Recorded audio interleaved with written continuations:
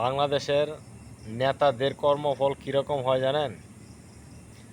বাংলাদেশের রাজনীতিটা আসলে এতটা ভালো না। কারণ হচ্ছে, গণতান্ত্রিক দেশ হলো বাংলাদেশ।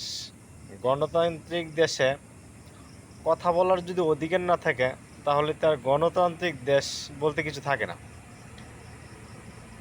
দুইটা দলের নামই হচ্ছে গণতান্ত্রিক দেশ, বিরোধী দল থাকতে হবে।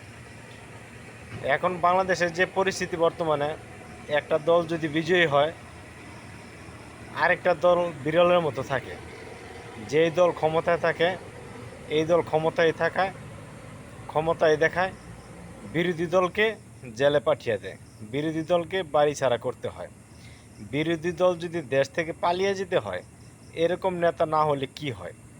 আপনি 5 বছর ক্ষমতা দেখাইলেন, 5 বছর পরে আপনি দেশ ত্যাগ করলেন, 5 বছর পরে বাড়ি ছাড়া থাকলেন, 5 বছর পরে আপনার বউ ছাড়া থাকলেন। এরকম রাজনীতি তো দরকার মনে হয় না একটা মানুষের জীবনে। একটা মানুষ তো দুনিয়াতে স্থায়ীভাবে আসে নাই। এই ক্ষণিকের রাজনীতির জন্য বাবা মা, বউ বাচ্চা, ফ্যামিলি ছাড়া, ফ্যামিলির থেকে ত্যাগ করে চলে যেতে হয় পরিস্থিতি শিকারে। এরকম রাজনীতি না করাটাই ভালো। কিসের এত ক্ষমতাটা দেখানো হয় বাংলাদেশে?